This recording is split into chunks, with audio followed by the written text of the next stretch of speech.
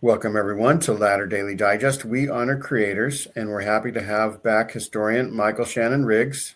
Welcome back. Pleasure to be back. Hi, Michael. See you guys. Randy, thanks for co-hosting. It's always a pleasure, Gene. If it's okay, before we get started, I have been reading extensively about Michael and his work, and I haven't even begun to cover it all. I'd like, if it's okay, to read a little introduction, but before I do that, we find these guests that are unlike any other guests that you'll see, because they dive deep into the deep end of the pools of this information that we offer, Michael being one of them. If you are as intrigued as we are, we would love you to watch the entire show. And it's so important to us that you indicate that you like it by clicking on that like button, and then subscribe to us, because that helps us get more and more of these guests, helps the algorithm to become, even if you can believe it, more popular than we are with Latter Daily Digest. And we'd really appreciate it. Like and subscribe, I guess, as they all say, but I hate to, sound too cliche. Michael, would it be okay if I read your bio and kind of covered what you do? We really appreciate you being here, by the way. Thank you. I've seen you online so much that it's always great to put a face and a voice with what I see online. Absolutely. So Michael is a past president of the John Whitmer Historical Association, I think 2001 and 2002. He presided over the 30th anniversary conference in Nauvoo, Expertise in Missouri Mormon History. First published article of his was in the Restoration Studies 4 on the economic impact of Fort Leavenworth, Kansas, as another reason for the 1838 Mormon War. He co-authored with Ronald E. Romig a chapter in the University of Missouri Press Anthology and the Missouri Mormon Experience about the implications of Joseph Smith's revelation that Zion, Jackson County, Missouri, would be redeemed by September 11th, 1836. He co-authored with Professor Alex Baugh, my gosh, Michael, an article on the Far West Burial Ground, which is arguably the first rural cemetery west of the Mississippi River. Geographical perspective on the site. There are some additional insights, however, such as a thicker description on the Nits Become Lice account of young Silas Smith's murder and Joseph Smith's blaming the deaths of the innocent or not heeding his counsel to come to Far West before the tragic raid. In addition to other articles, such as the ones on Danitism, stealing in Nauvoo, and granting of female priesthood by Joseph Smith, also contributed a chapter on the Cutlerite migration from Iowa to Minnesota in the scattering of the Saints Anthology. He participated in the rediscovery research of the 1837 Rich Log House, 3 seasons of a Phase 3 archaeological investigation, and later establishment and directorship of the Far West Cultural Center, 5 miles south of Far West, where over 10,000 visitors from literally all over the world came to visit. It was quite a ride. In addition to Mormonism, Michael also has extensive experience in writing and lecturing on the Unitarian Universalism history. He first learned about Edward Everett through reading a filler piece in the Nauvoo Expositor and became curious about his background. He now has one of the largest private collections of Edward Everett material, letters, pamphlets, and images. Riggs was invited to present a lecture on Everett at the George Washington Mount Vernon estate, and also gave a paper at the Unitarian Universalist convocation, both relative to Everett's actions to help preserve Mount Vernon. Michael has also done extensive work in American Indian studies through tribal consultation, professional research in Oklahoma, and publication. Mike is a professional historian with the title Historic Preservation Specialist, I'd say, and lives in Kansas City, Missouri. So that's Go Chiefs. that's pretty intense, Michael. You live long enough, you get to do a lot of things, Rand. You've submerged yourself. I don't think you've lived much longer than me. I think we aren't too far apart in age. I look older than I am, so that's probably true. I graduated in 1977 from high school, so Guess what? Me too. Okay. Yeah, I was going to say that historic title in your the last thing that we read didn't have to do with your age, right? It has to do with things that you were doing. That's professional. Welcome to the show, Michael. We're going to talk about an interesting thing. I have it somewhere, but yeah, this is from a 2006 John Whitmer Journal article that I co-authored with a good friend who's now passed, John E. Thompson. The title of the paper was Joseph Smith Jr. and, quote, the notorious case of Aaron Lyon, unquote, evidence of earlier doctrinal development of salvation for the dead and a trigger for the practice of polyandry, ? So I always heard growing up that Joseph Smith would learn line upon line, precept upon precept. And I wonder if that was like everything we needed to know to inoculate us from the fact that Joseph Smith changed his theology over time, just like anybody else would. I've described Joseph as a theological sponge. He would absorb information from outside, and he'd hear things here and there, Methodism, different things, Universalism, and he would then squeeze it out, but he'd put a twist on it.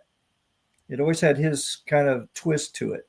And so he was genius. He was a theological genius, and he was very aware of what was going on around him and absorbing these things. But he was a sponge. He was a lot of things, but he wasn't by any means stupid. He was definitely an incredibly intelligent man. Absolutely. And so I was thinking we could have you sort of give your little Mormon story / journey to Universal Unitarian. Sure. Well, I was a convert. I grew up unchurched. In fact, I grew up next to a kind of a Assemblies of God type house that was next door to us, where they would have the ministers stay, and I'd get to be friends with the kids, and sometimes they dragged me to their church, and I had nightmares from it was a holy roller, we used to call it, church, and I remember seeing the mailman running around this congregation. I thought, oh my God, as a little kid, so anyway, but that very limited exposure to religiosity when I was young. When I was freshman-ish in high school, in that time, Mormon missionaries knocked on the door, and my parents allowed them to come in, and we visited. My father's niece, my cousin. She's the only other member of my family who had become Mormon, and in fact, her son is still a good friend of mine, and he's an institute teacher out at UNLV. And where were you living at this time? I was in Southern California. Okay. But we moved at the end of my freshman year to my mom's. I went to my dad's high school, and then we moved to Sedalia, Missouri, and I went to my mom's high school. But we were only there for a semester, and then we moved back to California, and I went to the third school, and I called it my high school. It was in Altaloma, California. You all had your high schools. I did 3, And anyway, so and somehow the Mormon missionaries found us again, and tracked us out again. And by this time, I was intrigued with it, and I started to attend the local ward. And but my parents were said they would not let me join that church until I was, I had to be 18 because they weren't going to give permission, and you had to have permission. So I attended and begged my dad for the car keys and would drive to church, and much to his chagrin and stuff, because gas was like 35 cents a gallon back then. Did you do some dances and Oh yeah, sports? yeah. Went to the dances and stuff like that. And I had some, I knew the kids from church that were in high school, and so I knew them too. But because I'd see them sometimes at the parties on the weekends, and they'd be drinking, and then the next morning they were giving sacrament, blessing the sacrament. Anyway, amazing. But anyway, so I after I turned 18, it was a few months later, I one of those friends I ran into, and she said, "Yeah, you should join," and I said, "Well, before I do, I want to read the Book of Mormon." So I read it in 7 days, and I was very impressed with that until I'd learned I read it in 2. And on the 8th, you rested.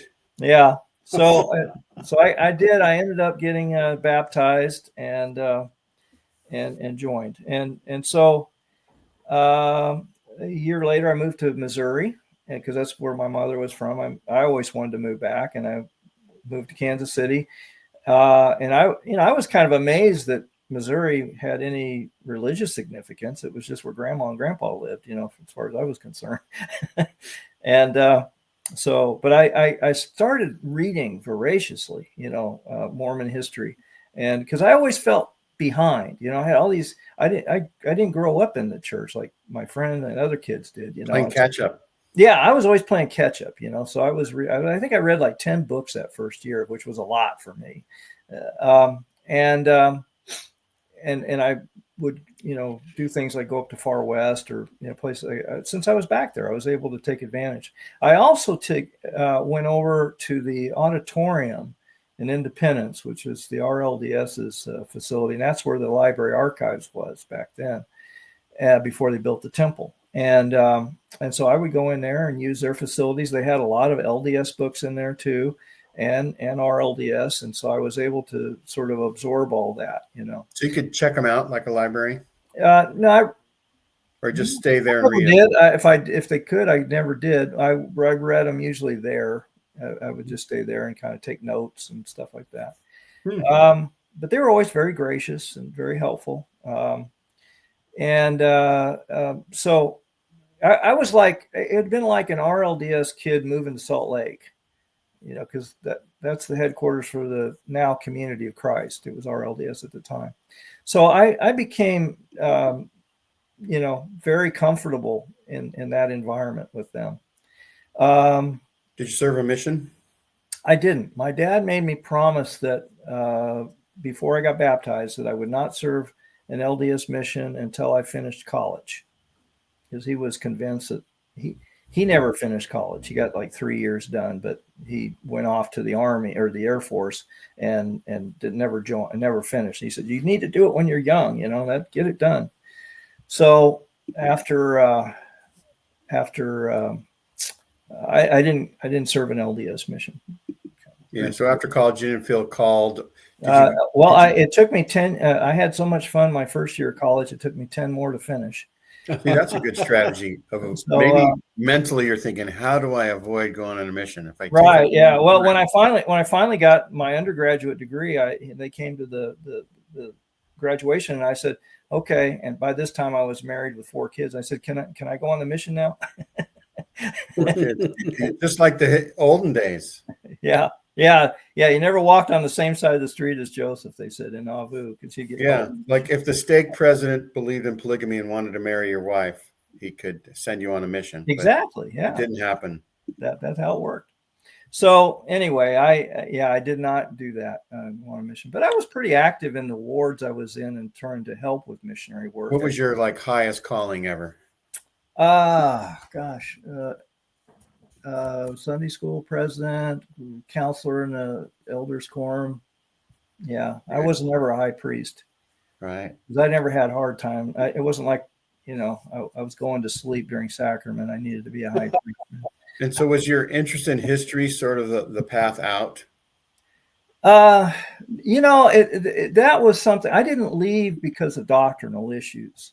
Okay. I think it probably 1,000 cuts, in terms of by the time I did leave, I left because of the September 6th, the excommunications. I knew 1993.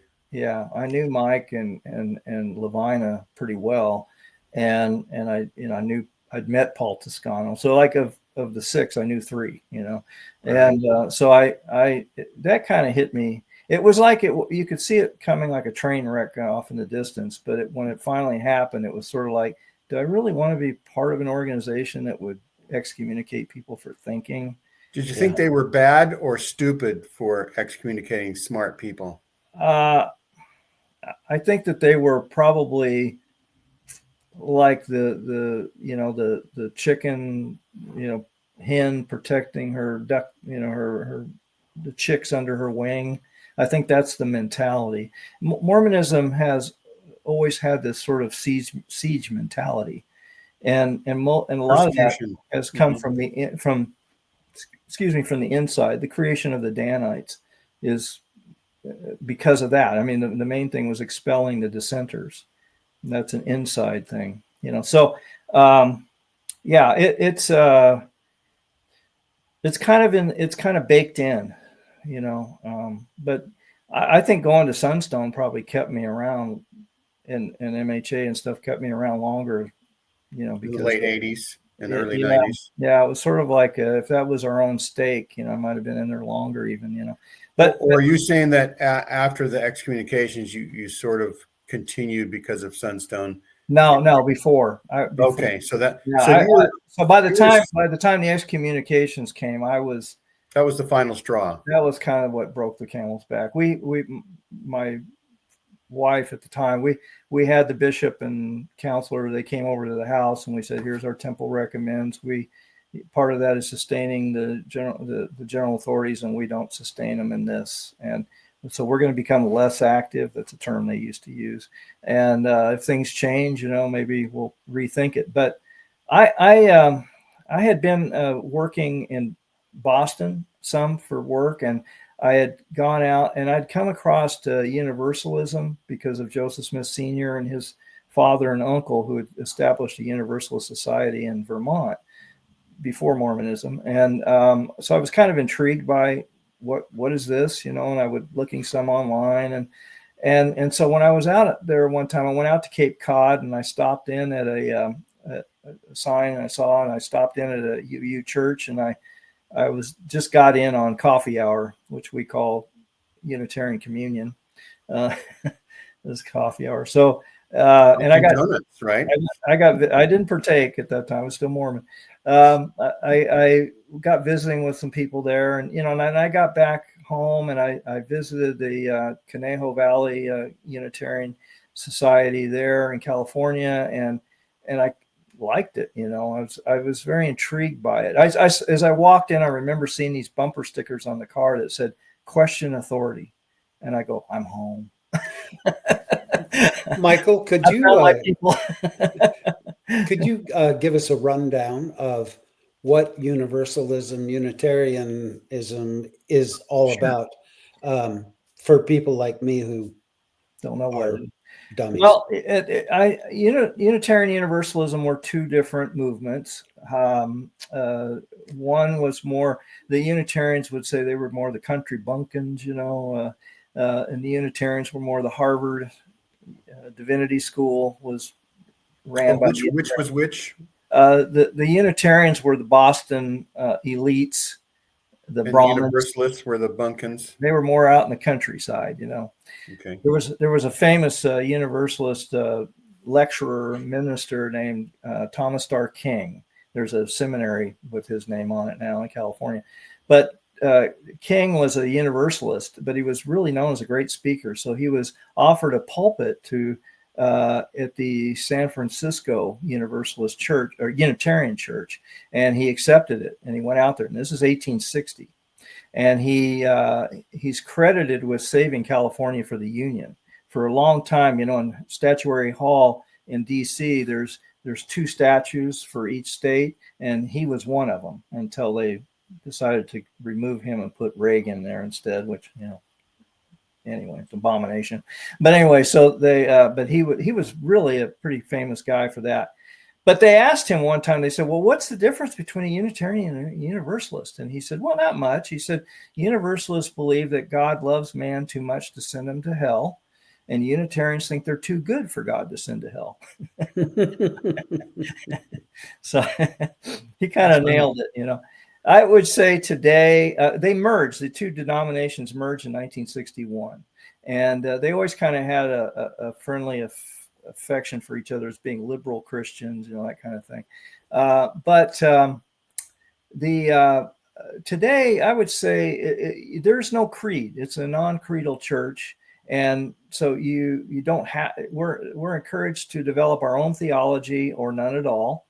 And our kids, we don't teach them about a religion. We teach them about religion, other religions and everything. So when they grow up, they can be more informed as far as looking for what's going to work for them. Nobody cries if your child doesn't follow in your footsteps and your faith journey.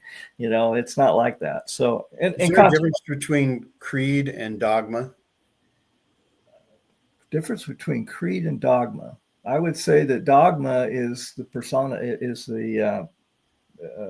spreading of the creed. There's the creed, which are like the Nicene Creed, and the Apostles' Creed and like things like that. Tenets that we believe, like articles of faith, almost is exactly that would be very similar to that. So, and dogma is like believing that there were plates.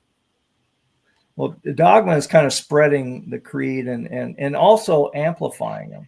It's kind of like Mishnah, Midrash. It's sort of like explaining it, the creed and all that kind of stuff, and then that evolves over time. All things change. So the Universalists and the Unitarians, are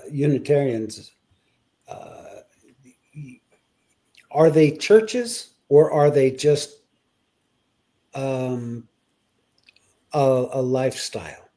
Historically, most are called churches because it's just where they come from, being called that. But they have changed over time. I would say probably over 50% of people who attend Unitarian Universalist churches are either agnostic or atheist. Okay. But there are, I've known couples, for example, one's Jewish and one's Christian, and how are we going to raise the kids? Well, let's go to the Unitarian church and we'll let them worry about it. Everything goes. Yeah. Everything goes. Yeah. Buddhists, pagans. I've been in congregations with strong paganism involved, which is always interesting. I have visited the church here in Spokane, and it's so refreshing. Yeah. That everybody is accepted. Yeah. You look around, you see every mode of dress there is. Right. You see several members of the queer community, so many people who, like you said, they don't fit anywhere else. Right. And it was very refreshing to see. It's almost like they could have a sign, "All are welcome," in front of their church. They do. A lot of them do have that kind of thing. We one sign I liked was we have questions for your anyway, it's escaping me. But anyway, it's sort of an anti-establishment kind of thing, and it's more about, we don't have doctrine. What we do have is principles, and the first one is that we should affirm the worth and dignity of all people. And so that's not always easy to do, but it's a good thing to aspire to, and a good starting point. So we're all you'll find this to be very socially active, like pride parades, things like going to those, and being involved like that in society. So, and to become a member, you sign a book. Right. Gotcha. You just sign, say, okay. And, and you're kind of expected to help out financially if you can, and that kind of stuff. Got to pay the bills, the light bills, and everything. So I was recently in Baltimore, and the first Unitarian church there was established in 1818. And when I was there, we were having our 200th anniversary, and that was like pretty cool, you know. Yeah. We don't have sacred places, but if we did, that'd be one, because the pulpit there is original, and a guy named William Ellery Channing he was instilling the first minister there, a guy who later became president of Harvard. But he gave this speech called Unitarian Christianity. And the liberals had been accused by the Orthodox in Boston and other places of being Unitarian and not Christian, you know, as they would say. And this was sort of his coming out speech for, yeah, we are Unitarian, you know. And so it's a famous place for that pulpit.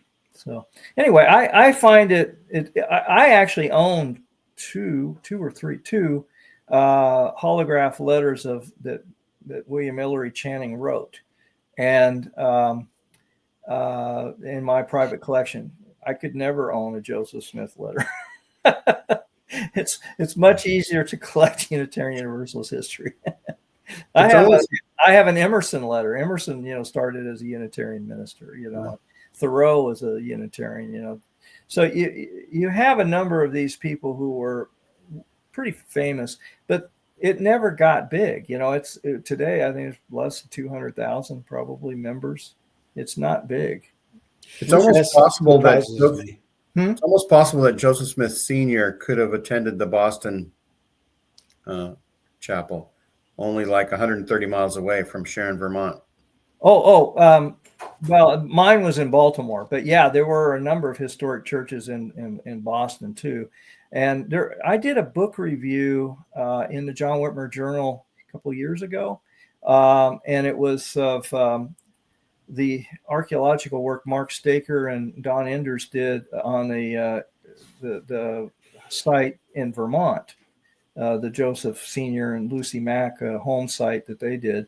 And I wrote in that book review some about the connections with the Universalists, because he brought it up, and I applauded him for bringing up this Universalist history there and amplified it some for him. And Mark is going on to do some more work on that. And so he found it very helpful. He told me. So. Okay. So thanks for all that. Should I bring on the picture of the person we're talking about? Well, okay. So let me kind of tell you the preamble, the kind of the story of the Jacksons, who are in Alton, Illinois, and they convert to Mormonism in 1837. We don't know much of their pre-Mormon history, and we don't know much of their post-Mormon or their history after Far West, which I'll get to. But they join the church, and Brother Jackson says to his wife Sarah, "You go on down to Missouri, and I'll join you when I can. Just get down there." And what we talked just a little bit about is the fact that there's a lot going on in Alton. One is that Elisha Lovejoy, and if you want to show his picture, that'd be great. He was an abolitionist, newspaper editor, and he had his press destroyed a couple of times. And they tore it apart and threw it in the Mississippi River. Alton is right on the Mississippi. Who's they, Michael? This is in Illinois. No, but they. Who's they? These were the pro-slavery people. Even in Illinois, you're very close to Missouri, so people would come over. And you also had people in Illinois who weren't necessarily, they weren't abolitionists. That's very early for abolitionism. You know, it's just William Lloyd Garrison had only started his paper, The Liberator, in 1831. So we're just talking 5-6 years later, this is happening, right? And so it's not necessarily a widely popular idea in America at this point. So he starts it up again. He's trying to rebuild, getting his press going again. And a mob comes up and they burn down the building and they kill him. He's murdered there in Alton. And on top of that, you also have the 1837 economic panic that happens in the United States. And you'll remember the Kirtland Safety Banking Society having this same issue. This is happening all at the same time too. So this is a big problem. So Brother Jackson, don't know, maybe he's having a hard time selling his house, closing up his business, whatever he's doing to get back, to come down to Missouri.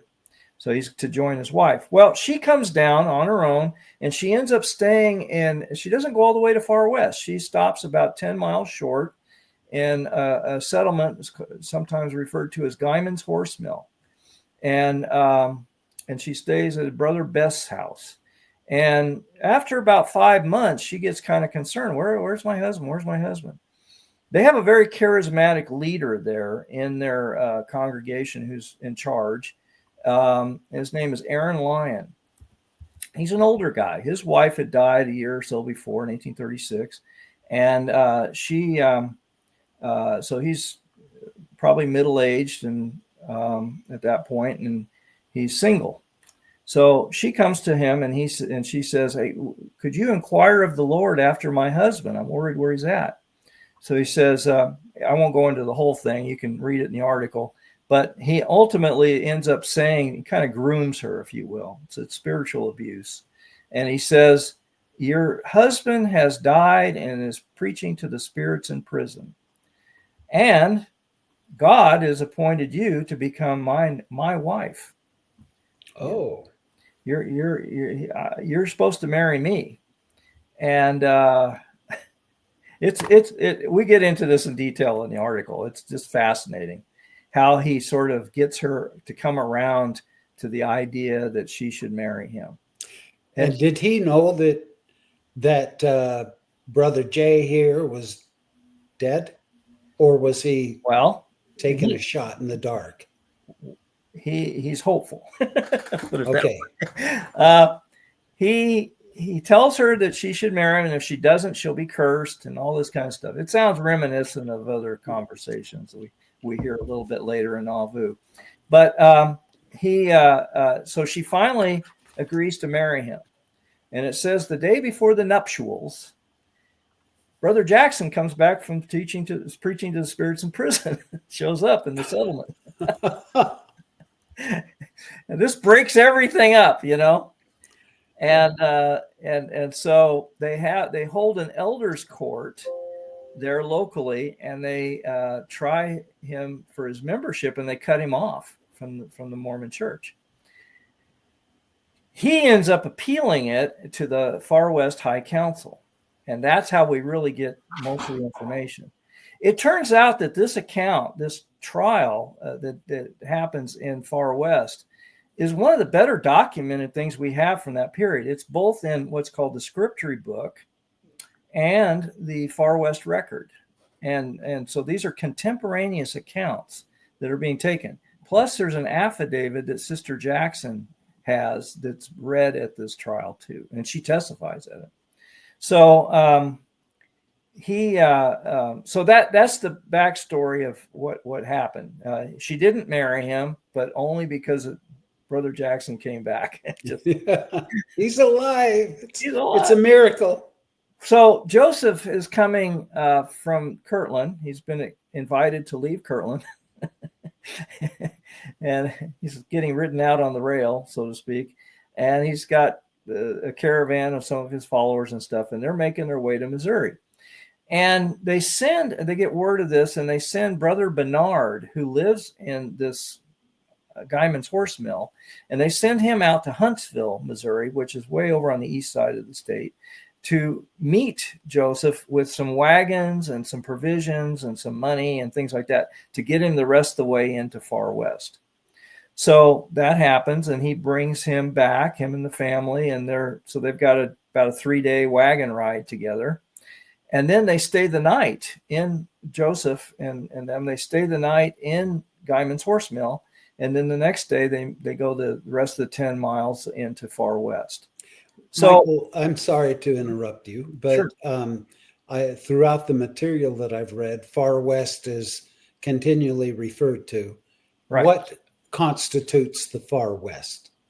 Well, and that's a good question. It's actually a town. The town was named Far West. It's the county seat of Caldwell County then. The name apparently was taken from several different sources. There was a newspaper, for example, in Liberty called the Far West. Okay. And so it was kind of, that region was sort of known as that. And the Mormons took that as their name when they named the town Far West. Gotcha. There's a town in Utah named Far West, but it's spelled Farr. It's named after Winslow Farr. And I was telling Gene the other, I said they should have called it Further West. But anyway. Right. Anyway. Yeah, I'm going to start a petition to rename Far West, not quite as far west as we originally thought. Later, when we'll get into this sometime, but when I had the Far West Cultural Center, you mentioned in my intro, I sold some coffee mugs there, and I said, this was the place. Right. I used to sell some of those. You got to go farther west to get to the place. Yeah, this was the place. They said it's going to be the place again. I said, I'm a historian. I can't speak to the future. I can just speak to the past. So, yeah, John G. Turner was on Mormon Stories podcast, and they were talking a little bit about that around that area. Joseph Smith had plans for like a 1 square mile area that would have 24 temples in it. Well, that's Independence. And how far is Independence from Far West? County. Yeah, and there's the 63.27 acres that everybody talks about. That's how much land they were able to procure. But how far from Far West is that? Independence, about an hour and a half. Hour and a half. Okay. Drive, not walk. But in Far West, there was going to be a temple, and you had Phelps and Whitmer, who were kind of running things down there, and Joseph is in Kirtland. And I think Joseph kind of thought they were getting a little too far out ahead of their skis, And he said, no, you can't pick the temple site yet, I'll when I get there, we'll dedicate it and all this kind of stuff. So he didn't want them getting too far ahead of things. Joseph knew that he could see in his vision what the right place was compared to people that are actually. Well, and what's amazing is these two incompetents happened to pick the place that Joseph later said was where Cain slew Abel, Far West. And then Lyman White happened to pick the place where Adam dwelt in Adam on Ammon. So just coincidence, Anyway, I digress. So Joseph is coming down from Kirtland, and he comes into Far West, and he's followed by some of the dissenters who had come also from Kirtland, including Oliver Cowdery and some of them. And he's really kind of concerned because there's these rumors, these stories that are going around about Fanny Alger had come out. And Oliver was writing to his brother and stuff and talking about this. And so he really didn't want this kind of getting out there. But when he came through and Guyman's Horse Mill, I just find it inconceivable that he did not hear the story about Aaron Lyon and Sister Jackson. That just doesn't seem reasonable to me that he would not have known about this. And and John Thompson and I were always intrigued. We'd say, is this a case of another man's wife? Another man's wife. Interesting. Go figure, huh? Because then he gets to Far West and he stays in the home of his friend George Harris and his wife Lucinda Morgan Harris. She had been the widow of William Morgan, the famous anti-Mason, basically. I mean, he was going to expose Masonry, and then he got abducted, and people speculate that he was killed, by the Masons. But anyway, he disappeared. Anyway, so she remarried this Harris, George W. Harris, and they converted to Mormonism. And so she's there in Far West. And Smith, Joseph Smith and his wife, and they stay at their house for a couple of months when they first get there. Years later, I should say this. 4 years later, Joseph is, they're in Nauvoo, and Joseph makes I don't know what you want to call it. He made a pass, if whatever. Sarah Pratt. he tried to see if she would become one of his plural or polyandrous wives, and she was just horrified by this, right? And so she goes to her good friend Lucinda Morgan, and she says, Joseph did this. And Lucinda laughed at her and said, I've been his mistress for 4 years. Well, do the math. That's 1838, right? So was she related to Parley P? Sarah? Uh-huh. I can't answer that. Maybe. I don't know. I have run into other Pratts who I can't make that connection. It's an extremely common New England name. So it's kind of like Smith, almost, in New England. So maybe not. Somebody might be able to answer that question in the comments, right? So anyway, so this is 1838, and Joseph's there, and he begins. We believe the evidence is compelling enough that we believe that he did start this relationship with her there. But then when you have all this going on with the dissenters coming into town, and they have the excommunication of Oliver Cowdery and stuff, there's a concern that and then you have this trial that's going to happen with Aaron Lyon within the High Council. And I think there's this concern on the part of Joseph to say, this would not be good PR if on top of Fanny Alger, we have this come out about me and Lucinda, having a relationship here.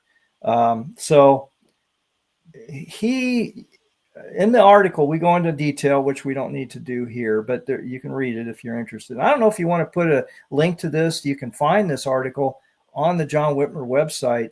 It's a 2006 in the archive of journals. It's readily, easily to download that journal issue. And but you can put that link. I think I sent it to you if you want to put it in the notes. Sure. But if you look at the rules of High Council meetings and all this kind of stuff, it really looks like Joseph is sort of manipulating it so that he gets himself and another High Council person, George W. Harris, to sit in that High Council for this trial, and they represent the defendant, Aaron Lyon. And every High Council I've ever seen where Joseph speaks for a defendant, they get exonerated. It's just the way it was, And so he's sort of, and the other side of that is George Hinkle is against him, and Sidney Rigdon is against him, and they have quite this fiery debate, in this trial. And you can read that in the Far West Record. We summarize it in this article. So Joseph was that respected that every time he went to bat for someone, he was batting 1,000, Randy. Wow. Okay. As far as I can tell, if anybody finds another experience that's all in Kirtland and other places, I've always seen that to be the case. So Joseph seemed like he was fiercely against people, or fiercely loyal to people, or fiercely forgiving of people. Exactly. Right? He didn't do anything middle of the road. And he could forgive somebody too. I mean, look how many times, Phelps came back, like 4 times, excommunicated and come back. So, I mean, he could be very forgiving if somebody, was humble and came to him and asked for forgiveness. So, but anyway, so he we would say he kind of engineered it. Why did he engineer this? To get him off? Because we think he's trying to suppress this information about Lucinda, another man's wife. That would not play well. Is a problem. So it just kind of goes away. The problem just sort of goes away. Brilliant. He's a smart guy. So that's kind of the story. We think that if you take the context of history and you look what's going on, you look at what evidence we have, which isn't great, but it never is when it comes to polygamy, because it's a secret practice, and so by definition, that's why Joseph tells the Relief Society, I want you to be good Masons, because Masons know how to keep secrets, duh. So it's important to kind of keep this quelched, and that's what I think he's doing here. and why. And I think the reason is because the Lucinda Morgan Harris thing, it's not happening as some speculate. In fact, John Turner says that he thinks it happens around 1842 in his recent book. I wish he'd read my article and at least footnoted it and disputed it if he wanted to, but at least note it. Todd Compton says he's kind of thinking it could have happened in 1838. He says he's not jumping on board with it, but he kind of thinks maybe. Mike Quinn is in a comments he made at a Mormon History Association meeting in 2012. He talks Brian Hales. He kind of chides Brian Hales for not even referencing our article in his work, and he thinks he didn't like my, and it was mine in this case, my quotation citing Michel Foucault about Don Juan, and I kind of equate Don Juan and Joseph Smith in a footnote, or casual kind of reference. It's actually in the text too, but the footnote.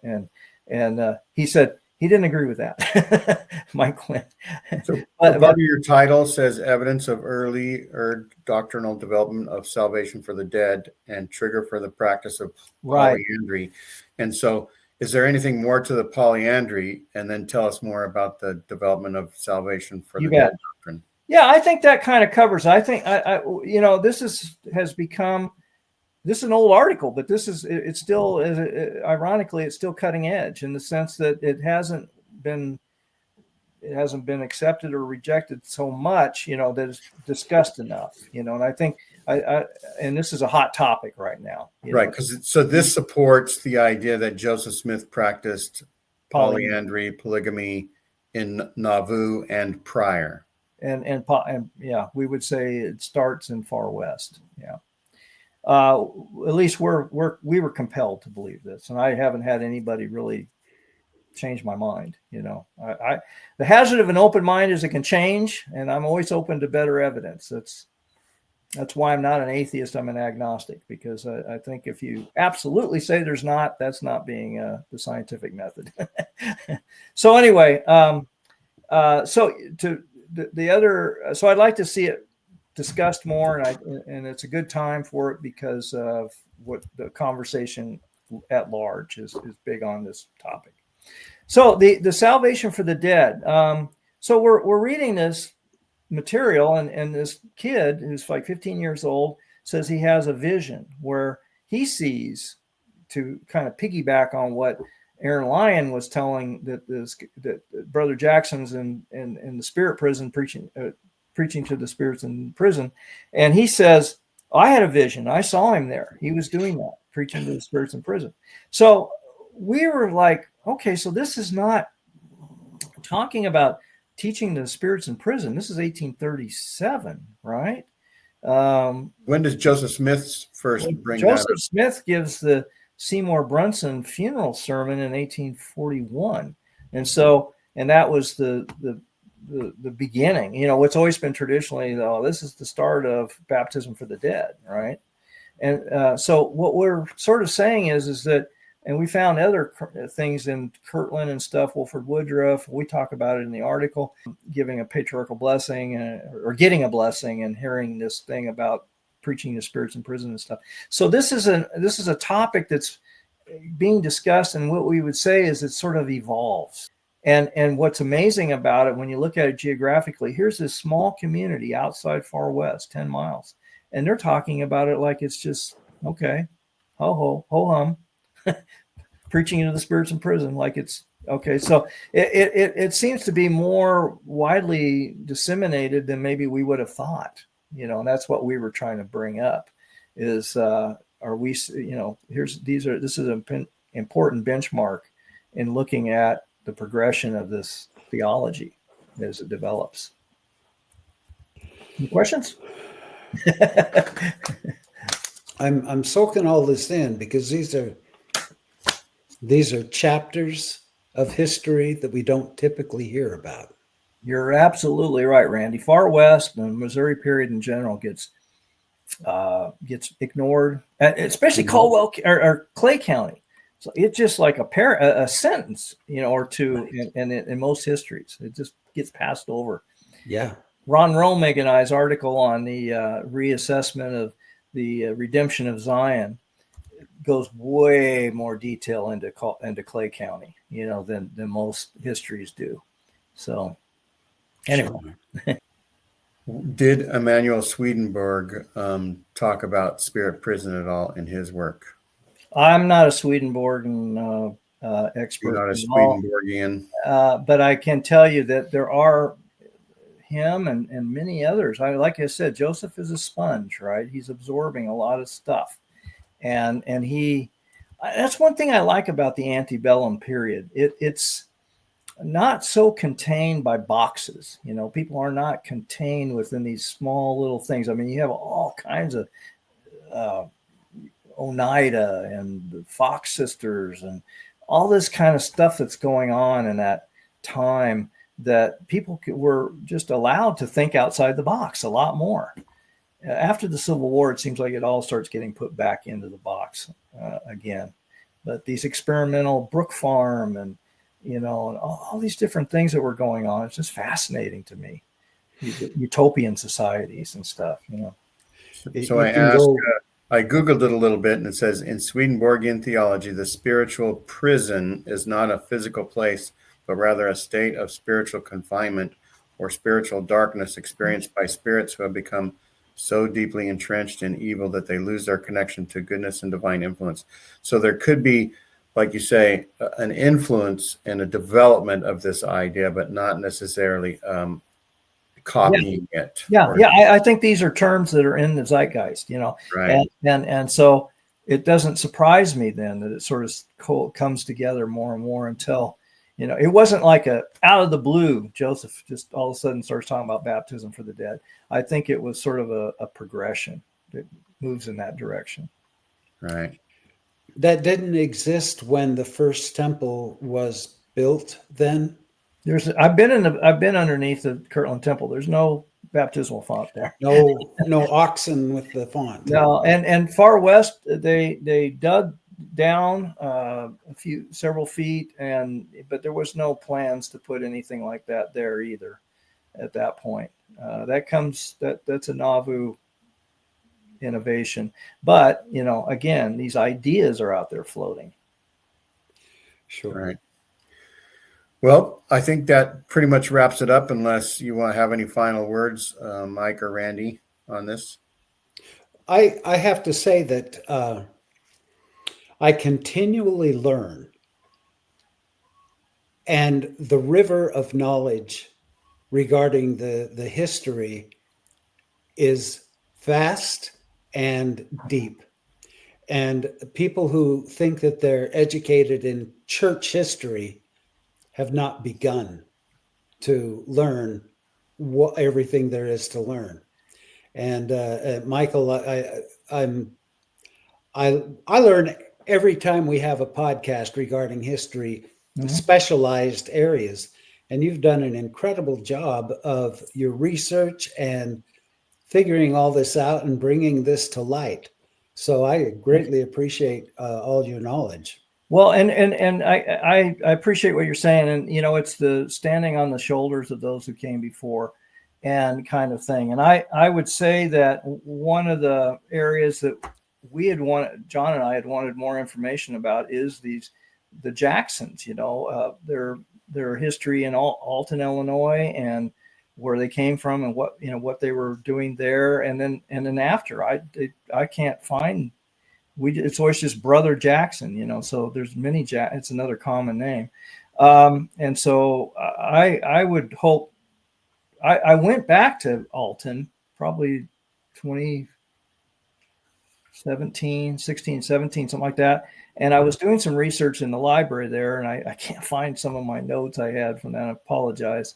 I'm still unpacking, I guess. But I'm intrigued by Elisha Lovejoy and his relationship with the Mormons. He's a Presbyterian. He went to Princeton. Presbyterians were very proud of the fact that not very many of them became Mormons. They said, well, the Methodists and the disciples of Christ, the Campbellites, they become Mormons, but right. They dive in. We don't do that, The Presbyterians, it's almost like they offer a shield and a protection over. We're Calvinists, for gosh sakes. So anyway, the garment of Presbyterianism. I would just love to know how if people were converting in his city, how he was reacting to it. And I'd love to be able to get back. He was a publisher, a writer, he put out a paper. I'd love to be able to really look at those and see if there's references to the Mormons and things like that. So there's more to do. You're right, Randy. It's never done. And to Randy's point about people that think they know Mormon history, Mike has a story where he attends church and he hears something and he thinks to himself, if I hadn't gone to church today, I wouldn't hear about this for 4 more years. Yeah. And what subject was that? Oh, that was a lecture. I was in a Mormon Sunday school and they were talking about Zion's camp. And I thought, if I hadn't been here today, I'd be 4 more years before I hear about this. A friend who passed, who was a bishop, Bill Hartley, he worked for Arrington and Camelot and stuff. But anyway, he actually hired me to do some research for his book on John Butler. He used to say, we're historically illiterate. He said, when I was young, we used to use the 6 volumes of church history as just, gospel, to read and learn, and stuff. We're historically illiterate today. Yeah. And he was a true believer. Yeah. I applauded him for his book on Butler in the sense that he was the beginning of saying, yeah, there were Danites and they weren't a fringe. These were good Mormons, and and I don't agree with this, but he said we should applaud them for being defenders of the faith, But he was standing up where a lot of Mormons were saying, no, this is fringe. This is not real. These aren't the good guys. We don't want to applaud them, But he's saying, no, right. They were. And that way he was right. He was John Butler. That was his guy who he was writing about, and he kept. And it was in his journal and all these kinds of things. He's like, what do I do with this? And he finally came to the conclusion that no, Butler was a good guy, and he was a Danite. So, if you think about it, all the religious wars that have been fought on the earth's surface for the last couple thousand years, both sides, usually there's 2 religious factions going against each other on most of these things, like the Crusades, for instance, right? Now, if only one or the other were actually God's church, then each of their actions would be justifiable, right? The Muslims' actions would be justifiable if they were the true church. The Christians would be justifiable in slaughtering the Muslims and blood running through the streets of Jerusalem, right, during the Crusades. That would be justifiable if either of those were true. And I guess the same thing would go for the Danites. I think the Danites were like soldiers of fortune. The faction that kind of was out on their own doing. Oh, you mean they're like Billy the Kid looking for a home, like criminals that wanted. You mean I get to kill people to defend Joseph Smith? I'm in. Yeah. I don't care about Joseph Smith. You're going to give me moral reason to kill people. Wow, that's an interesting thought, Randy. Bloodlust. License to kill. Yeah. It's like 007, yeah. I think about that. There's so many guys that I would say were criminals in high school, but I'm glad those people exist because a lot of them joined the military and fought, right, for our country. So we need people that want to do those things just for those other reasons, right? To defend our country, not to disturb and pester the kids who get teased or whatever all the time. Well, I grew up in the 60s, and I was always quite concerned that the Vietnamese were just about to attack us any minute. I'm not sure they fought always for our country. I think they were manipulated and used a lot. Right. There are a lot of manipulation. That's right. Yeah. Well, thanks everybody for watching. Have a great rest of 2025. Share, like, and subscribe. Do the things. I am And Michael Shannon Riggs on Facebook too. So if anybody Michael wants to Shannon ask Riggs me a question, feel free. on Facebook, Michael S. Riggs in his historical publications. And just remember, almost all the anti-Mormon lies were actually just factual history stories.